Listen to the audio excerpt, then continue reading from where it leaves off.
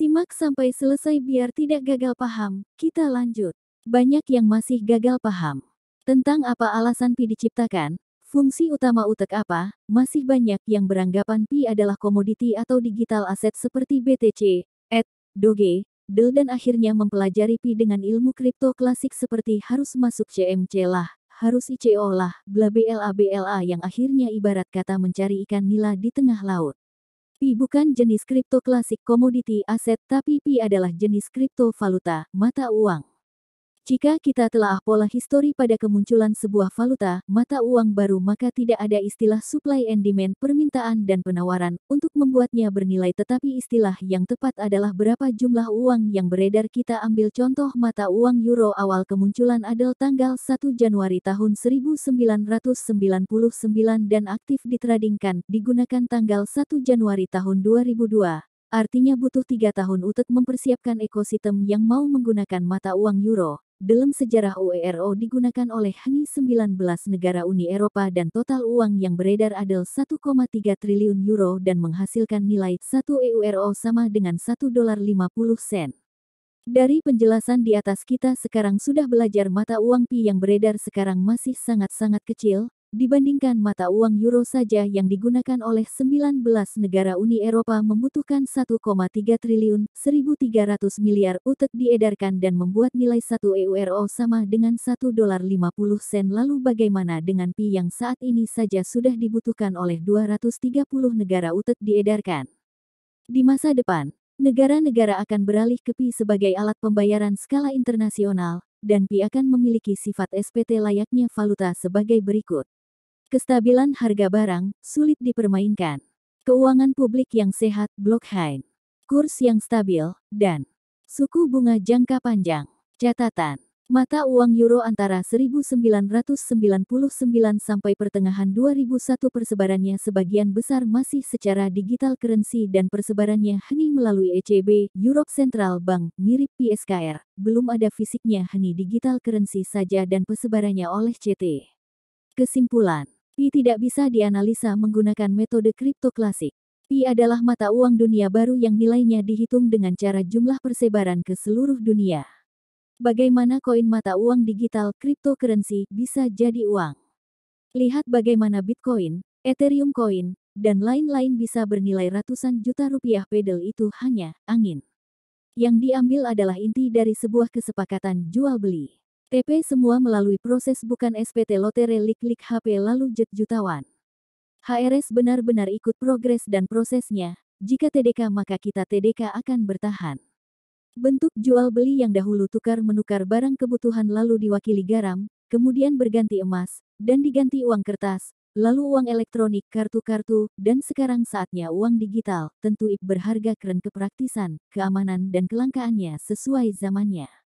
Bitcoin melebihi koin-koin yang ada keren kecanggihan teknologinya dan disupport oleh pemerintah US, oligarki China dan Jepang. JGN melihat saat ini kita hanya klik petir di HP, dan KYC gratis lalu menganggap TDK berharga. Tahun depan MGKN jutaan org akan iri dengan kita, .krn merek nambang satu koin BS berbulan-berbulan atau bertahun-bertahun dan itu pun belum tentu bisa pakai HP lagi sedangkan KYC bisa bayar BBRP juta. Beli koin miliaran keren transaksi dolar Pi kemungkinan besar TDK dengan berapa Pi, tapi berapa mikro Pi. 1 Pi sama dengan 1 juta mikro Pi. Mobil BMW mungkin hanya 0,5 Pi saja keren membayangkan 1 dolar Pi seakan SPT 1 juta dolar saat ini.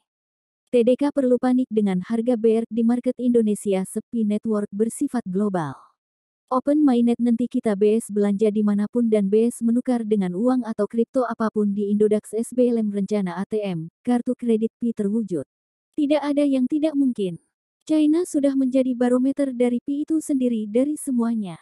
60% pionir dunia. Nodes terbanyak di dunia, vendor, merchant teraktif dan terbanyak, pionir China sepakat dengan nilai konsensus 314.159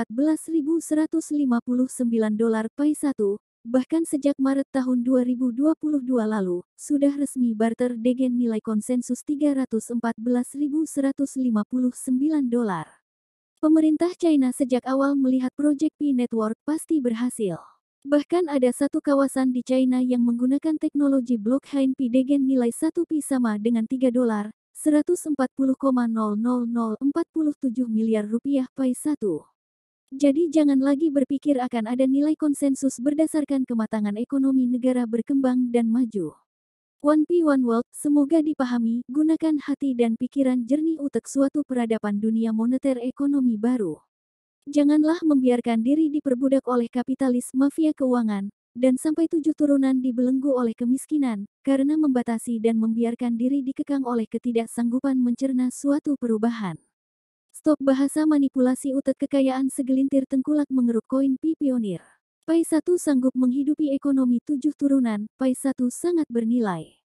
Di awal pertengahan Juli lalu ada transaksi audio card dari Kanada, Amerika Pi 1 sama dengan 3 dolar, 500,00052 miliar rupiah telah tercatat terekod di blok Explore, blockchain Pi. Perlu diwaspadai bila di Indonesia terus-menerus bangga dengan nilai Pi di bawah nilai konsensus global, maka Indonesia tidak menutup kemungkinan mengikuti jejak Nigeria dan Iran yang dibanet blok selama 50 ton 100 ton. Contoh sederhana PMI Pi Market Indonesia, yang diblok oleh Koretim karena bangga dan aktif melakukan barter degen Pi 1 sama dengan 4 dolar. Hati-hati all pionir agar kita tidak menjadi negara berikut yang diblok oleh Koretim karena aktif melakukan transaksi jual beli Pi dan barter Pi di bawah nilai konsensus 314.159 dolar 4,7 miliar rupiah. Indonesia segalanya serba terlambat, jika mau maju janganlah egois, mau tidak mau harus mau bercermin ke China yang semangat, optimis dan berani berubah. SEMANGATTT terus. Salam petir. Salam Pi Network, dan kaya rame-rame.